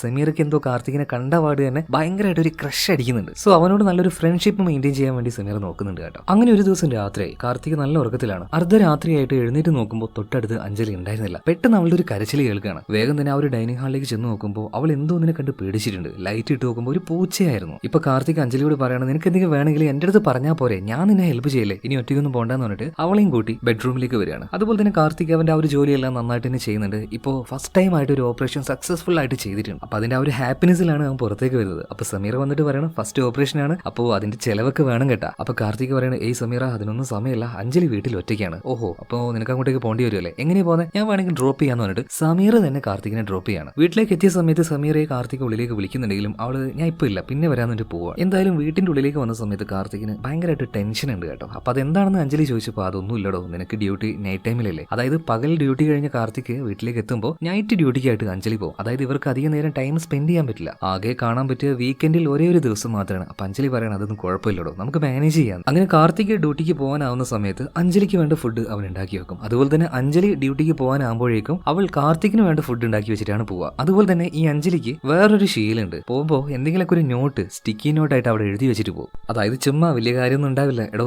ഞാൻ നിനക്ക് വേണ്ട ഫുഡൊക്കെ ഉണ്ടാക്കി വെച്ചിട്ടുണ്ട് കേട്ടാ, എടുത്ത് കഴിക്കണേ, ലവ് യു കാർത്തിക് എന്നൊക്കെ പറഞ്ഞ് ചുമ്മാ ഒരു നോട്ടാണ് അവൾ എഴുതി വെക്കുക. എന്തോ രണ്ടുപേരുടെ ഇടയിലുള്ള ആ ഒരു റിലേഷൻ അത്ര ഇന്റൻസീവ് ആയിട്ട് മുന്നോട്ടേക്ക് പോവാണ്. അങ്ങനെ ഒരു ദിവസം കാർത്തിക് ഡ്യൂട്ടി എല്ലാം കഴിഞ്ഞ് തിരിച്ചു വരുന്ന സമയത്ത് തൊട്ടപ്പുറത്തെ വീട്ടിൽ ആ ഒരു ആന്റി ഉണ്ടല്ലോ, ആന്റിയുടെ മകളായിട്ടുള്ള ഗീത ഒരു സൈക്കിളിൽ നിന്ന് പെട്ടെന്ന് വീഴാണ്. ആ ഒരു കാര്യം കാർത്തിക് കണ്ടു വേഗം തന്നെ അങ്ങോട്ടേക്ക് ചെന്ന് അവളുടെ കാലിൽ മുറിവായിരുന്നു, അതിന്റെ ഫസ്റ്റ് എയ്ഡ് ട്രീറ്റ്മെന്റും കാര്യങ്ങളൊക്കെ കൊടുത്തു. കൊടുക്കുന്നുണ്ട്. പിന്നീട് ഗീത ഒരു ദിവസം നമ്മുടെ അഞ്ജലിയുടെ അടുത്തേക്ക് വരികയാണ്. അതായത് എന്തോ ഉണ്ടോന്ന് ചോദിക്കാൻ വേണ്ടി അമ്മ പറഞ്ഞു വിട്ടതാണ്. എന്തായാലും അതിപ്പോ നമ്മുടെ അഞ്ജലി എടുത്തു കൊടുക്കുന്നുണ്ട്. അതുപോലെ തന്നെ ഗീത ചെറിയൊരു പെൺകുട്ടിയാണ്, രണ്ടുപേരും അങ്ങോട്ടും ഇങ്ങോട്ടും സംസാരിച്ച് ഭയങ്കര കൂട്ടാവുന്നുണ്ട് കേട്ടോ. അതിനിടയിൽ കാർത്തിക് എഴുതി വെച്ച ആ ഒരു നോട്ട് ഈ ഗീത കാണുന്നുണ്ട്. അപ്പൊ തന്നെ ചോദിക്കുന്നുണ്ട്, ചേച്ചി നിങ്ങളുടെ ലവ് സ്റ്റോറി ഒന്ന് പറയുമെന്ന്. അപ്പൊ അഞ്ജലി പറയണ്, എല്ലാ പെണ്ണെ നിനക്ക് അവിടെ പോകാൻ തിരക്കൊന്നുമില്ലേ? അത് കുറച്ച് ചെയ്യട്ടെ, നിങ്ങളുടെ ലവ് സ്റ്റോറി പറയും ചേച്ചി. ഇപ്പൊ അഞ്ജലി അവരുടെ ആ ഒരു പ്രണയം, അതിന്റെ ആ ഒരു തുടക്കം, പിന്നീട് അതിങ്ങനെ ഡെവലപ്പായി എല്ലാം പറഞ്ഞു കൊടുക്കുന്നുണ്ട് കേട്ടോ. ഈ സമയത്ത് ഗീത അവളുടെ അമ്മ വിളിക്കുന്നുണ്ട്, ചേച്ചി സമയം വൈകി ഞാൻ പോകാന്ന് പറഞ്ഞിട്ട് അവൾ വേഗം പോകുന്നുണ്ട്. ഇപ്പൊ ഗീത പോയി കഴിഞ്ഞപ്പോൾ അഞ്ജലി ഫ്രിഡ്ജിൽ നിന്നും എന്തോ ഒരു ഫ്രൂട്ട്സ് എടുത്ത് അത് കട്ട് ചെയ്യാൻ നോക്കുമ്പോൾ പാവത്തിന് പറ്റുന്നില്ല, കൈ ഇങ്ങനെ കിടന്ന് വിറക്കുകയാണ്. കുറച്ച് സമയം കഴിഞ്ഞു. ഇപ്പോഴാണ് ഡ്യൂട്ടി എല്ലാം കഴിഞ്ഞ് കാർത്തിക് വീട്ടിലേക്ക് വരുന്നത് കേട്ടോ. വീട്ടിലേക്ക് വന്ന പാട് തന്നെ അവനിപ്പോ അഞ്ജലി എന്ന് വിളിക്കുന്നുണ്ട്. എന്നാൽ അവള് വിളി കേൾക്കുന്നില്ല. അഞ്ജലി ഇത് എവിടെ പോയി പറഞ്ഞിട്ട് അവളിങ്ങനെ നോക്കി നടക്കുമ്പോൾ കിച്ചണിലുണ്ട് ബോധമില്ലാതെ കിടക്കുന്ന അഞ്ജലിയെ കാണുന്നു. ആകെ പേടിച്ചു പോയി കാർത്തിക് വേഗം തന്നെ അവളെടുത്ത് റൂമിലേക്ക് കൊണ്ടുപോയി കൈയും കാലൊക്കെ നന്നായിട്ട് തിരുമ്മി കൊടുക്കുകയാണ്. കാരണം അത്യാവശ്യം തണുപ്പുള്ള നാടാണ് ഈ ഒരു ജോർജിയ. സോ പെട്ടെന്ന് തന്നെ അവളൊന്ന് ഓക്കെ ആക്കിയിട്ട് അവൾക്ക് ബോധമൊക്കെ വരുന്നുണ്ട് കേട്ടോ. കാർത്തിക് ആകെ ഒന്ന് പേടിച്ചു പോയി. എന്തായാലും ഇതിനുശേഷം അവളെയും കുട്ടി ഒന്ന് പുറത്തെല്ലാം പോകുന്നുണ്ട്. അവളൊന്ന് ഓക്കെ ആകാൻ ശ്രമിക്കുന്നുണ്ട് കേട്ടോ. പതിയെ നമ്മുടെ അഞ്ജലി നോർമൽ ആയിട്ട് വന്നിട്ടുണ്ട്. അങ്ങനെ ഒരു ദിവസം നമ്മുടെ കാർത്തിക് ഒരു മേജർ സർജറി ചെയ്യാൻ വേണ്ടി പോവാണ്. 13 മണിക്കൂറോളം ലെങ്ത് ഉണ്ടാവും. അപ്പൊ ആ ഒരു കാര്യം അഞ്ജലിയോട് വിളിച്ച് പറയുന്നുണ്ട്. എന്തായാലും അവൾ നന്നായിട്ട് തന്നെ ചെയ്തു വരാനും പറയുന്നുണ്ട്. അങ്ങനെ ആ ഒരു 13 മണിക്കൂറത്തെ ഓപ്പറേഷൻ എല്ലാം കഴിഞ്ഞ് ഇപ്പൊ കാർത്തിക് റെസ്റ്റിന് ഇരിക്കുമ്പോൾ അവന്റെ കൂട്ടുകാർ വിളിക്കുകയാണ്. കൂട്ടുകാരും ഇന്ത്യയിൽ നിന്നും പഠിത്തമെല്ലാം കഴിഞ്ഞ് ഇതേ നാട്ടിലേക്ക് തന്നെ വന്നിട്ടുണ്ട്. ഇവിടെ ഏതോ ഒരു ഹോസ്പിറ്റലിൽ ജോയിൻ ചെയ്തിട്ടുണ്ട്. അപ്പൊ അവന്മാര് വിളിച്ചത്, എടാ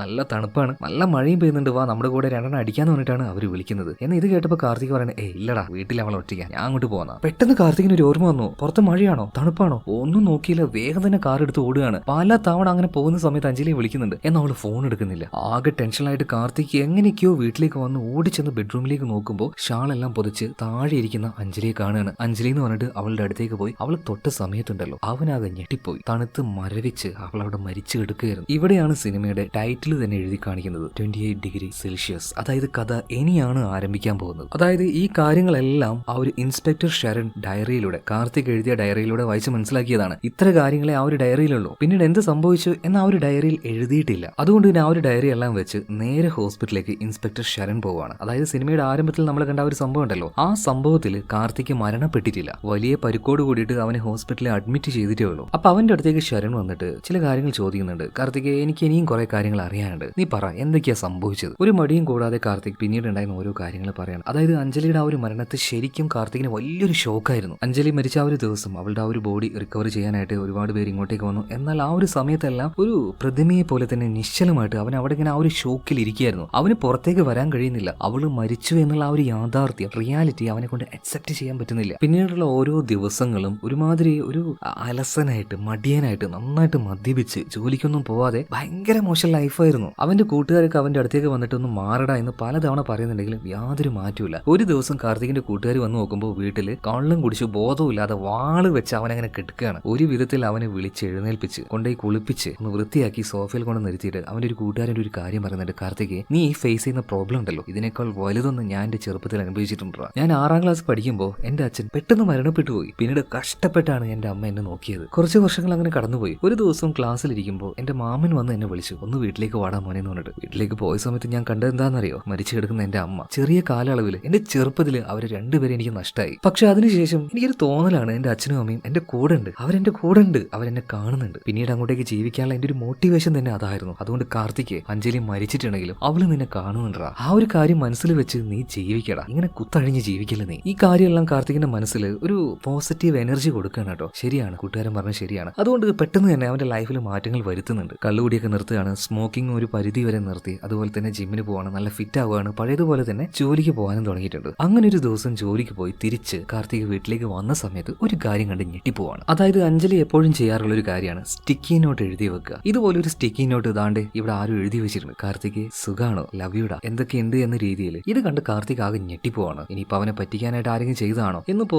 ഒന്ന് പരിശോധിക്കാൻ വേണ്ടി അഞ്ജലി നേരത്തെ എഴുതി വെച്ച ഒരുപാട് നോട്ടുകൾ ഉണ്ടായിരുന്നു. അതിന്റെ അടുത്ത് കൊണ്ടുപോയിട്ട് ഇത് പരിശോധിച്ച് നോക്കുമ്പോൾ സെയിം ഹാൻഡ് റൈറ്റ് പക്കയാണ്. അഞ്ജലി എഴുതിയ അതുപോലെ തന്നെ. എന്താണെന്ന് കാർത്തികിന് മനസ്സിലാവുന്നില്ല. ആ ഒരു കൺഫ്യൂഷനിൽ അവൻ കിടന്നുറങ്ങാണ് കേട്ടോ. അങ്ങനെ പിറ്റേ ദിവസം രാവിലെ ആയിട്ട് എഴുന്നേറ്റപ്പോൾ നല്ലൊരു സുഗന്ധം, ഈ ഒരു സ്പ്രേ അല്ലെങ്കിൽ ഈ ഒരു പെർഫ്യൂം ഉപയോഗിക്കുന്നത് അഞ്ജലിയായിരുന്നു. അതേ സ്മെല്ല് തന്നെ. അതുപോലെ തന്നെ അവന്റെ വീട് ആകെ അലങ്കോലായി കിടക്കുന്ന അവസ്ഥയിലായിരുന്നു. ഇപ്പൊ നോക്കുമ്പോൾ എല്ലാം നല്ല ക്ലീൻ ആയിട്ട് കിടക്കാണ്. പ്രധാനമായിട്ടും അഞ്ജലി മേടിച്ചു കൊണ്ടുവന്ന ആ ഒരു കോച്ചി ഉണ്ടല്ലോ, അത് നല്ല വൃത്തിയാക്കിയിട്ട് ഡൈനിങ് ഹാളിൽ വെച്ചിട്ടുണ്ട്. ഇവിടെ എന്ത് ഈ സംഭവിക്കുന്നതെന്ന് കാർത്തിക്കിന് ഒന്നും മനസ്സിലാവുന്നില്ല. അങ്ങനെ അന്നേ ദിവസം ഡ്യൂട്ടിക്ക് പോയി തിരിച്ചു വന്നപ്പോൾ വേറൊരു നോട്ട്, നീ ഇപ്പോ അധിക സമയമൊന്നും വീട്ടിൽ ചെലവഴിക്കുന്നില്ല കേട്ടോ, എനിക്കും കുറച്ച് സമയമൊക്കെ താടാം. ആ ഒരു നോട്ട് കണ്ടപ്പോൾ കാർത്തിക് ആകെ ഞെട്ടിപ്പോ. ഇതെന്താ, ഇനിയിപ്പോൾ അഞ്ജലിയുടെ അഞ്ജലിയുടെ ആത്മാവായിട്ടാണോ? ഉള്ളിൽ ചെറിയൊരു ഭയമുണ്ട്, ഒരുമാതിരി ഒരു കൺഫ്യൂഷനുമാണ്. അപ്പൊ കാർത്തികിനുണ്ടായ ആ ഒരു മാറ്റങ്ങൾ കണ്ട് കൂട്ടുകാരനെ വന്ന് ചോദിക്കുന്നുണ്ട്, എന്താ പറ്റിയത്? ആ ഒരു കൺഫ്യൂഷനിലാണല്ലോ നീ ഇപ്പോ. കാർത്തിക് എല്ലാ കാര്യങ്ങളും പറയാണ്. ഇതുപോലെ ആരോ സ്റ്റിക്കി നോട്ട് എഴുതി വെക്കുന്നുണ്ട്, അത് അഞ്ജലി ആണോ എന്ന് എനിക്ക് നല്ല സംശയമുണ്ട്. അതുപോലെ വീട് വൃത്തിയാകുന്നു, അവളുടെ ആ ഒരു സ്മെല്ല് വീട്ടിൽ മുഴുവനായിട്ടും. അപ്പൊ അവന്റെ കൂട്ടുകാർ പറയണം, അപ്പൊ നീ പറഞ്ഞു വരുന്നത് അഞ്ജലിയുടെ ആത്മാവ് നിന്റെ അരികിലേക്ക് വരുന്നുണ്ട് എന്നാണോ? അപ്പൊ കാർത്തിക് പറയണ, എടാ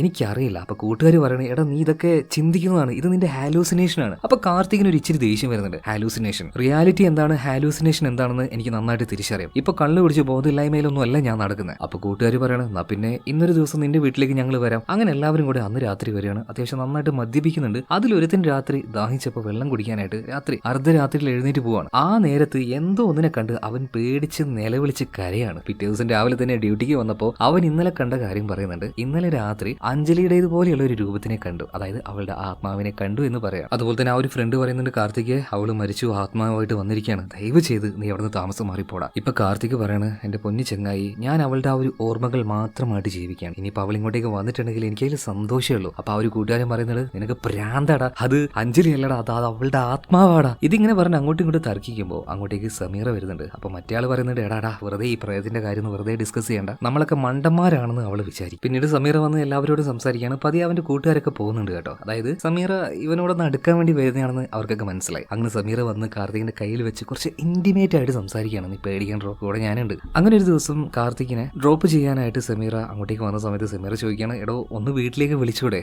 വീട്ടിലേക്ക് പോകാൻ സമീറ എന്ന് പറഞ്ഞിട്ട് ഇപ്പൊ അവളെയും കൂട്ടി നേരെ വീട്ടിലേക്ക് പോകണം. അപ്പൊ സമീറ പറയണ, നീ അവിടെ ഇരുന്നോ, നിനക്ക് ചായ ഞാൻ ഉണ്ടാക്കി തരാന്ന് പറഞ്ഞിട്ട് അവള് നേരെ കിച്ചണിലേക്ക് പോകുന്നുണ്ട്. പിന്നീട് പഞ്ചസാര, ചായപ്പൊടി ഇതെല്ലാം എടുത്ത് കിച്ചണിൽ വെച്ച് ചായ ഉണ്ടാക്കാൻ നിൽക്കുമ്പോൾ എന്തോ ഒരു ഫീല് സമീറക്ക് തോന്നുന്നുണ്ട്. സംതിങ് ആരോ ഒരാൾ അടുത്തുള്ളത് പോലെ. പെട്ടെന്ന് തന്നെ എന്തോ ഒരു ശക്തി സമീറയുടെ അടുത്തേക്ക് വരുന്നുണ്ട്. അവളാകെ പേടിച്ച് ബോധം കെട്ട് വീഴാണ്. അവളുടെ കരച്ചിലും കേട്ട് കാർത്തിക് അങ്ങോട്ടേക്ക് ചെന്ന് നോക്കുമ്പോൾ ബോധമില്ലാതെ കിടക്കുന്ന സമീറയാണ് കാണുന്നത്. വേഗം തന്നെ അവളെ തൂക്കിയെടുത്ത് ഒരു കട്ടിൽ കൊണ്ടേക്ക് കിടത്തി അവളുടെ മുഖത്ത് വെള്ളക്കാക്കിയ സമയത്ത് സത്യം പറഞ്ഞാൽ സമീറ നന്നായിട്ട് പേടിച്ചിട്ടുണ്ടായിരുന്നു. കാർത്തിക് ഞാൻ പോട്ടറ, എനിക്ക് എന്തോ പോലെ ആവുന്നു പറഞ്ഞിട്ട് സമീറ വേഗം അവിടുന്ന് പോയി. കാർത്തികിന് ആകെ ടെൻഷൻ ആവാണ്. എന്താ ഇവിടെ ഇത് സംഭവിക്കുന്നത്? എന്താ സത്യത്തിൽ അഞ്ജലിയുടെ ആത്മാവ് ഇവിടെ ഉണ്ടോ? ആകെ ആ ഒരു കൺഫ്യൂഷനിൽ നിൽക്കുകയാണ്. പിറ്റേ ദിവസം ജോലിയെല്ലാം കഴിഞ്ഞ് തിരിച്ചു വന്നു ചെറുതായിട്ട് മദ്യപിക്കുന്ന സമയത്ത് അങ്ങോട്ടേക്ക് അപ്പുറത്തെ വീട്ടിൽ ആ ഒരു ആന്റി ഉണ്ടല്ലോ, ആന്റിയുടെ മകളായിട്ടുള്ള ഗീത വരികയാണ്. എന്താ അവരുടെ വീട്ടിൽ നല്ലൊരു ഫുഡ് ഉണ്ടാക്കിയപ്പോൾ അത് ആന്റി പറഞ്ഞിട്ട് കൊടുക്കാൻ വേണ്ടിയിട്ടാണ് ഗീത ഇങ്ങോട്ടേക്ക് വന്നത്. ഫുഡ് കൊണ്ടുവന്ന് ഇത് എവിടെ വെക്കേണ്ടി ചോദിച്ചപ്പോൾ കാർത്തിക് പറയണത് അത് ആ ഒരു ടേബിളിൽ വെച്ച് നീ പൊയ്ക്കെന്ന് പറയണം. ആ സമയത്ത് ഗീത പറയുന്നുണ്ട്, കാർത്തിക് ചേച്ചിക്ക് ഈ കാര്യം ഒന്നും ഇഷ്ടമല്ലായിരുന്നു കേട്ടോ, നിങ്ങൾ ഇങ്ങനെ മദ്യപിക്കുന്നത്, വേണമെങ്കിൽ ഒരു ചായ ഞാൻ ഉണ്ടാക്കി തരാന്ന് പറഞ്ഞിട്ട് അവള് നേരെ കിച്ചണിലേക്ക് പോവാണ്. അപ്പൊ കാർത്തിക്കും ഈ ഒരു ഗീതയെ ശ്രദ്ധിക്കുന്നുണ്ട്, എന്താ ഇവൾ ഇങ്ങനെയൊക്കെ പെരുമാറുന്നത്. അങ്ങനെ നേരെ ഗീത കിച്ചണിലേക്ക് ചെന്നു. എന്നിട്ട് ചായ ഇടാൻ നേരത്ത്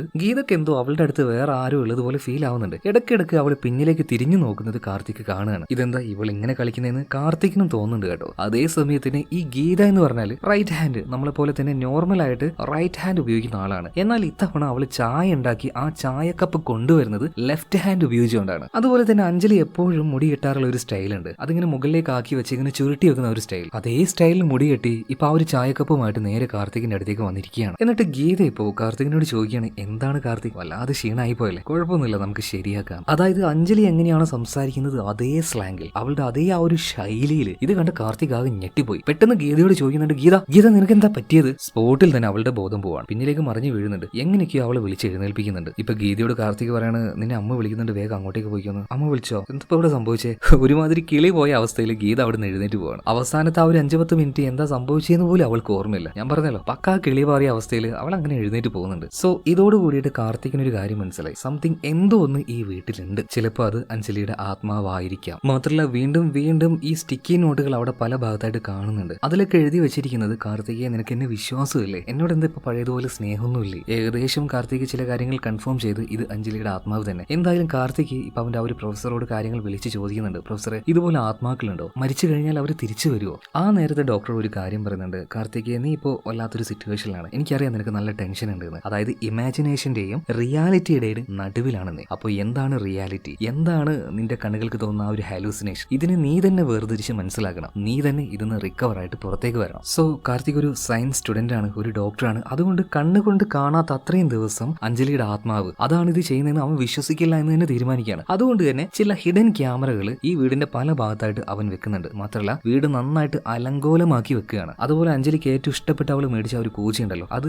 നിലത്തെറിഞ്ഞ് പൊട്ടിക്കുന്നുണ്ട്. എന്നിട്ട് ഡ്യൂട്ടിക്ക് പോവാണ്. ഇതെല്ലാം കഴിഞ്ഞ് തിരിച്ചു വന്ന് നോക്കുമ്പോൾ വീടെല്ലാം നല്ല വൃത്തിയിലേക്ക് എടുക്കുകയാണ്. അവൻ എറിഞ്ഞ് പൊട്ടിച്ച ആ ഒരു കൂച്ചയുണ്ടല്ലോ, അത് അതുപോലെ തന്നെ അവിടെ ഉണ്ട്. ആകെ കൺഫ്യൂഷൻ ആയിട്ട് കാർത്തിക് അവൻ ഒളിപ്പിച്ചു വെച്ച ആ ഒരു ക്യാമറ അതെടുത്ത് നോക്കുന്ന സമയത്ത് അതിൽ ചില വിഷ്വൽസ് വിഷ്വൽസ് കണ്ട് അവനാകെ ഞെട്ടിപ്പോവാണ് കേട്ടോ. പക്ഷെ അതെന്താണെന്ന് കാണിക്കുന്നില്ല. ആകെ വരണ്ടുപോയ നമ്മുടെ കാർത്തിക് വെള്ളം കുടിക്കാനായിട്ട് വെള്ളം നോക്കിയപ്പോൾ ഒരു തുള്ളി പോലും ഇല്ല. അതുകൊണ്ട് തന്നെ നേരെ ആന്റിയുടെ വീട്ടിലേക്ക് ചെല്ലണം. ആന്റി തീരെ വെള്ളമില്ല വീട്ടിൽ, അതായത് കുടിക്കാനുള്ള വെള്ളം പറ്റുവാണെങ്കിൽ ഗീതയുടെ കയ്യിൽ കുറച്ച് വെള്ളം കൊടുത്ത് അയക്കുമെന്ന് ചോദിക്കുകയാണ്. ആന്റി പറയുന്നത് അതിനെന്താ കുഴപ്പമൊന്നുമില്ല എന്ന് പറഞ്ഞിട്ട് കാർത്തികിനെ പറഞ്ഞയക്കാണ്. കുറച്ച് കഴിഞ്ഞപ്പോൾ കുറച്ച് വെള്ളവുമായിട്ട് ഗീത അങ്ങോട്ടേക്ക് വരികയാണ്. അതുപോലെ തന്നെ ഗീത പറയുന്നത് ഞാൻ ചായ ഉണ്ടാക്കി തരാമെന്ന് പറഞ്ഞിട്ട് നേരെ കിച്ചണിലേക്ക് പോകുന്നുണ്ട്. അതേ സമയത്തിന് ഗീതയ്ക്ക് എപ്പോഴത്തെയും പോലെ തന്നെ ഒരു അൺകംഫർട്ടബിൾ ഇവിടെ ഫീൽ ആവുകയാണ്. അതായത് പുറത്തുനിന്ന് ആര് ഈ വീട്ടിലേക്ക് വന്നാലും അവർക്കൊരു നോർമൽ ആയിട്ടുള്ള എക്സ്പീരിയൻസ് അല്ല, സംതിങ് എന്തോ ഒന്ന് അവരുടെ അടുത്ത് കൂടെ ഇങ്ങനെ വന്നു പോകുന്നത് പോലെ ഫീൽ ആവുന്നുണ്ട്. അത് തന്നെ അഗെയിൻ ഗീതക്ക് അങ്ങനെ ഫീൽ ആവുന്നുണ്ട്. എന്നാൽ കാർത്തിക് ഒറ്റക്കായതുകൊണ്ട് മാത്രം അവനെ ഹെൽപ്പ് ചെയ്യാൻ വേണ്ടി ഇങ്ങോട്ടേക്ക് വരുന്നവര്. എന്തായാലും ഗീത വന്നിട്ട് ചായ ഉണ്ടാക്കി ഈ കാർത്തികിന്റെ അടുത്തേക്ക് വരുന്ന സമയത്ത് തന്നെ കാർത്തിക് ഇവിടെ ഉണ്ടായിരുന്ന ആ ഒരു ഹിഡൻ ക്യാമറയിൽ ഷൂട്ട് ചെയ്ത ആ ഒരു വീഡിയോ ക്ലിപ്പ് അങ്ങനെ പ്ലേ ചെയ്ത് കാണുകയാണ്. ഇതേ നേരം തന്നെ ചായയുമായിട്ട് വന്ന ഗീത അവളുടെ ആറ്റിറ്റ്യൂഡ് മാറി അഞ്ജലിയുടെ ഇതുപോലെ എന്നിട്ട് പതിയെ അവന്റെ അടുത്തേക്ക് വന്നിട്ട് പതിയെ അവന്റെ ചെവിയിൽ കിസ് ചെയ്യാൻ വേണ്ടി നോക്കുകയാണ് കേട്ടോ. അതുപോലെ തന്നെ അവന് തൊടുന്നുണ്ട്. അതേ നേരം തന്നെ ഗീത പറയണം എത്ര ദിവസമായി കാർത്തിക് ഞാൻ നിന്നെ ഒന്ന് തൊട്ടിച്ചു എന്നിങ്ങനെ വളരെ റൊമാൻറ്റിക് ആയിട്ട് ഗീത വരുന്ന സമയത്ത് അതേ നേരം തന്നെ തൊട്ട് മുന്നിലെ ലാപ്ടോപ്പിൽ ആ ഒരു വിഷ്വൽസ് ഗീത കാണുന്നുണ്ട്. അതായത് കാർത്തിക് ഇവിടെ എന്താണ് നടക്കുന്നത് എന്ന് അറിയാൻ വേണ്ടിയിട്ട് ആ ഒരു കൂജ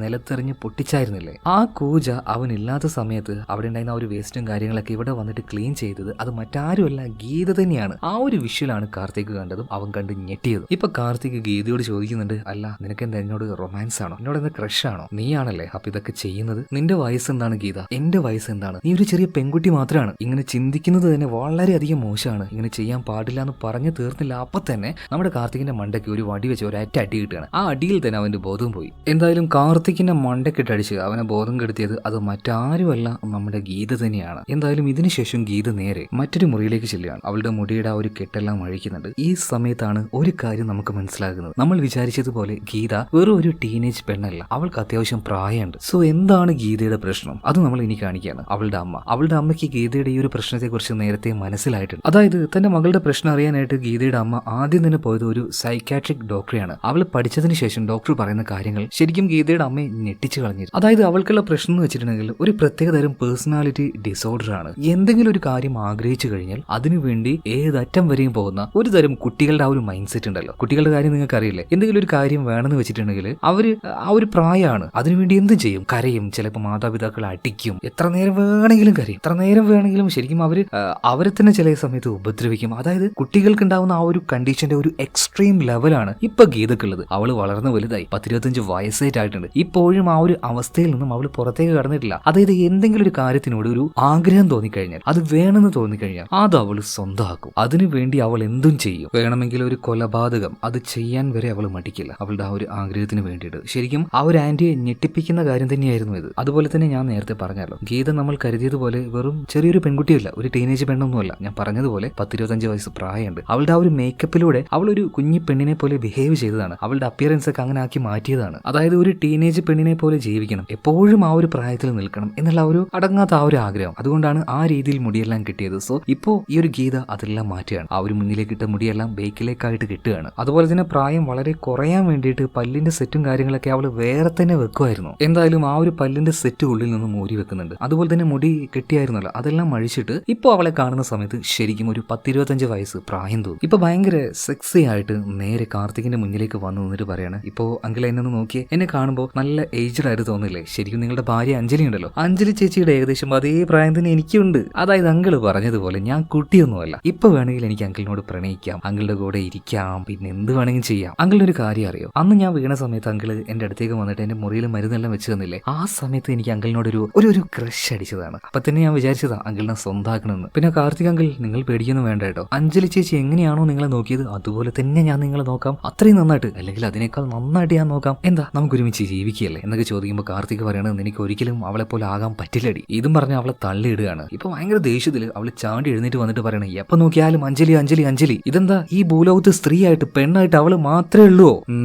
എനിക്കതറിയാം. എന്നിട്ട് ഒരു സൈക്കോയെ പോലെ ഗീത ചിരിക്കുന്നുണ്ട് കേട്ടോ. കാർത്തികയെ നിങ്ങൾക്ക് ഒരിക്കലും അഞ്ജലിയെ പിരിയാൻ പറ്റില്ല എന്ന് എനിക്കറിയാം, പക്ഷെ എനിക്ക് നിങ്ങളെ വേണം താൻ, അതിനുവേണ്ടി തന്നെയാടാ ഞാൻ നിന്റെ പെണ്ണിനെ അഞ്ജലിയെ കൊന്നു കളഞ്ഞത്. ഇത് കേട്ട സമയത്ത് കാർത്തിക് ആകെ ഞെട്ടിപ്പോകുന്നുണ്ട്. അതായത് തണുപ്പ് കൂടി സ്വാഭാവികമായിട്ടുള്ള ഒരു ആക്സിഡന്റൽ ഡെത്ത് ആണെന്നാണ് കാർത്തിക് കരുതിയത്. പക്ഷെ അതൊരു കൊലപാതകമായിരുന്നു എന്ന് ഇപ്പോഴാണ് ശരിക്കും ഈ ഗീത പറഞ്ഞപ്പോഴാണ് കാർത്തികിന് മനസ്സിലായത്. പിന്നീട് ആ ഒരു കാര്യം ഗീത കാർത്തികിനോട് പറയാണ്. അതായത് അന്ന് കാർത്തികിന് വലിയൊരു ഓപ്പറേഷൻ ഉണ്ടായിരുന്നില്ലേ, 13 മണിക്കൂറോളം നീണ്ടു നിൽക്കുന്ന ഓപ്പറേഷൻ. അന്നാണെങ്കിൽ നല്ല കാറ്റും മഴയുണ്ടായിരുന്നു. അന്ന് അഞ്ജലിയുടെ കൂടെ ഗീത ഉണ്ടായിരുന്നു. ഓരോ തമാശകളൊക്കെ പറഞ്ഞ് തുണിയെല്ലാം മടക്കി വെച്ച് അവളുടെ കൂടെ തന്നെ ഞാൻ പറഞ്ഞതുപോലെ ഓരോ തമാശകളൊക്കെ പറഞ്ഞ് അങ്ങനെ ജോളിയായിട്ട് നിൽക്കുക. നിൽക്കുകയാണ്. ആ നേരത്താണ് പുറത്ത് നല്ല തണുപ്പും കാറ്റും മഴയൊക്കെ വരുന്നത്. ഓൾറെഡി അഞ്ജലിയുടെ വിഷയമൊക്കെ ഗീതയോട് പറഞ്ഞിട്ടുണ്ട്. അതായത് ഈ അഞ്ജലിക്ക് ഓവർ തണുപ്പോ ചൂടോ ഒന്നും പറ്റില്ല. ജനല് തുറന്നു കിടക്കുന്നതുകൊണ്ട് നല്ല തണുപ്പ് ഉള്ളിലേക്ക് വരികയാണ്. അപ്പൊ ഗീതയോട് അതൊന്ന് അടക്കാൻ വേണ്ടി അഞ്ജലി പറയണം കേട്ടോ. ഗീത നേരെ അങ്ങോട്ടേക്ക് ചെന്ന് ആ ഒരു ജനൽ അടക്കുകയാണ്. അതേ സമയത്ത് തന്നെ ഉള്ളിലേക്ക് നല്ല തണുപ്പ് ഓൾറെഡി കയറി കഴിഞ്ഞു. പിന്നീട് അഞ്ജലി അറിയാതെ തന്നെ ഗീത മറ്റൊരു കാര്യം കൂടി ചെയ്യാണ്. ആ റൂമിലെ AC-യുടെ തണുപ്പ് നന്നായിട്ട് കൂട്ടി വെക്കുകയാണ്. തണുപ്പ് കൂട്ടി വെക്കുന്നുണ്ട്. എന്നിട്ട് പതിയെ ഡോറ് ലോക്ക് ചെയ്തിട്ട് അവൾ അവിടുന്ന് പോകുന്നുണ്ട്. ഇതേ സമയം തന്നെ അഞ്ജലിക്ക് ആ ഒരു തണുപ്പ് പതിയെ പതിയെ ശരീരത്തിൽ ഏക്കാൻ തുടങ്ങി. അവൾക്ക് പ്രത്യേകിച്ചൊന്നും ചെയ്യാൻ കഴിയുന്നില്ല. അതുപോലെ തന്നെ അഞ്ജലി ഗീതയോട് ഇങ്ങനെ ചോദിക്കുന്നുണ്ട്, നീ എന്തേ കാണിക്കുന്നത്? തണുപ്പ് കുറയ്ക്കാൻ എനിക്ക് പറ്റുന്നില്ല. പക്ഷെ ഗീത അതങ്ങനെ നോക്കി നിൽക്കാൻ കേട്ടോ, ഒരു സൈക്കോയെ പോലെ. പതിയെ പതിയെ അഞ്ജലിയുടെ ആ ഒരു ബോഡി പാരലൈസ് ആവാൻ തുടങ്ങി. അവൾക്ക് എഴുന്നേറ്റ് വന്ന് സ്വിച്ച് ഒന്നും ഓഫാക്കാൻ പറ്റാതെയായി. പിന്നീട് എങ്ങനെയൊക്കെയോ നിലത്തുകൂടെ എഴഞ്ഞെഴഞ്ഞു പോയി. അവൾ ആ ഒരു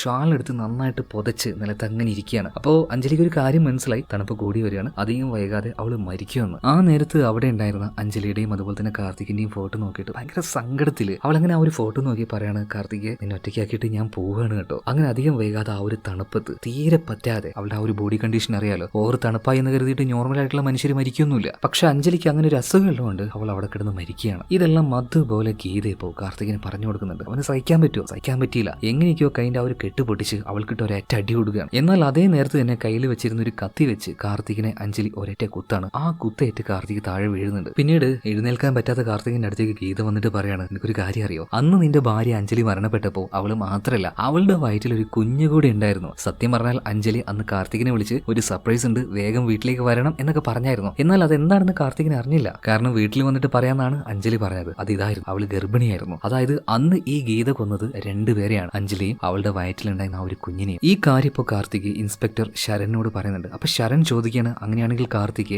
ഗീതയെ കൊന്നത് നീയാണോ? സോ ഇവിടെ വെച്ചാണ് ആ ഒരു കാര്യം നമ്മളെ അറിയിക്കുന്നത്. അതായത് ഗീത മരണപ്പെട്ടു. അടുത്ത സീനിൽ അതാണ് കാണിക്കുന്നത്. ഗീതയുടെ ഡെഡ് ബോഡിയുടെ അരികിൽ നിന്ന് കരഞ്ഞുകൊണ്ടിരിക്കുന്ന അവളുടെ അച്ഛനും അമ്മയും. തന്റെ മകളുടെ പ്രശ്നം നന്നായിട്ട് തന്നെ ആ ഒരു അമ്മയ്ക്ക് നന്നായിട്ട് അറിയായിരുന്നു. അതുകൊണ്ടാണ് നമ്മുടെ അഞ്ജലി ആദ്യമായിട്ട് ആന്റിയുടെ അടുത്തേക്ക് വന്നിട്ട്, ഞാൻ നിങ്ങളുടെ അയൽവാസിയാണെന്ന് പറഞ്ഞപ്പോൾ അടുത്ത വീട്ടിൽ അങ്ങോട്ടേക്ക് താമസത്തിന് വന്നതാണോ എന്നൊരു ഭയത്തിൽ അവർ ചോദിച്ചില്ലേ. കാരണം ആ വീട്ടിൽ പ്രശ്നമൊന്നും ഉണ്ടായിട്ടില്ല, അവരുടെ മകൾ തന്നെ ഒരു പ്രശ്നക്കാരിയാണ്. അതുകൊണ്ടാണ് അങ്ങോട്ടേക്കാണോ നിങ്ങൾ വന്നേ എന്നൊരു ഭയത്തിൽ ചോദിച്ചത്. അതുപോലെ തന്നെ ഇപ്പൊ ഇൻസ്പെക്ടർ ശരൺ കാർത്തികിനോട് ചോദിക്കുന്നുണ്ട്, ഗീതയെ കൊന്നത് നീയാണോ? അപ്പൊ കാർത്തിക് എതിർത്തൊന്നും പറയുന്നില്ല കേട്ടോ. സാറേ, ഞാൻ തന്നെയാണ് അവളെ കൊന്നത്. കാരണം അവളുടെ അമ്മയും ആ ഒരു ഡോക്ടർമാരും ഇവരൊന്നും വിചാരിച്ചതുപോലെ ഒരു നോർമൽ ആയിട്ടുള്ള ഒരു ചെറിയ സൈക്കോസിന്റെ പ്രശ്നങ്ങളുള്ള ഒരു പെണ്ണായിരുന്നില്ല അവള്. ഒരു പക്ക സൈക്കോപാത്ത് സീരിയൽ കില്ലറായിരുന്നു. അതായത് കാർത്തികിന്റെ ഭാര്യ അഞ്ജലിയും അഞ്ജലിയുടെ കുഞ്ഞിനെയും മാത്രമല്ല അവള് കൊന്നത്. ഇതിനു മുന്നേ വേറെയും കൊലപാതകങ്ങൾ നടത്തിയിട്ടുണ്ട്. ഇനി ഫ്യൂച്ചറിൽ കൊലപാതകം ചെയ്യാനുള്ള സാധ്യതയുണ്ട്. അതുകൊണ്ട് ഇനി അവൾ ആരെയും കൊല്ലരുത് എന്ന് കരുതിയിട്ട് തന്നെയാണ് ഞാൻ അവളെ കൊന്നത് സാറ്. ഇനിയിപ്പോൾ ആര് മുന്നിലും ഇത് തുറന്നു പറയാൻ ഞാൻ തയ്യാറാണ്. ശിക്ഷ ഏറ്റുവാങ്ങാനും ഞാൻ തയ്യാറാണ്. ഇതെല്ലാം ഇൻസ്പെക്ടർ ശരൺ കേൾക്കുന്നുണ്ട് കേട്ടോ. എന്നാൽ ഈ ഒരു പോലീസുകാരൻ നേരെ പുറത്തേക്ക് വന്നിട്ട് ഒരുപാട് പത്രക്കാർ പുറത്തുണ്ടായിരുന്നു. അവരോട് ശരൺ പറയുന്ന കാര്യം എന്താ വെച്ചാൽ, ഓൾറെഡി മരിച്ചുപോയ ഈ ഗീത എന്ന് പറഞ്ഞ പെൺകുട്ടിക്ക് മെന്റലി ഒരുപാട് പ്രശ്നം ഉണ്ടായിരുന്നു. ആ ഒരു പ്രശ്നത്തിന്റെ പേരിലാണ് കാർത്തികിനെ അവൾ കൊല്ലാൻ നോക്കിയതും പിന്നീട് അവൾ സ്വയം സൂയിസൈഡ് ചെയ്തതും. അവിടെ നടന്ന ഒരുവിധം കാര്യങ്ങളെല്ലാം ഈ ഒരു ഇൻസ്പെക്ടർ ശരൺ മറച്ചു വെക്കുകയാണ്. കാരണം കാർത്തിക് ശിക്ഷ അനുഭവിക്കേണ്ട ആളല്ല. അതുപോലെ ഗീത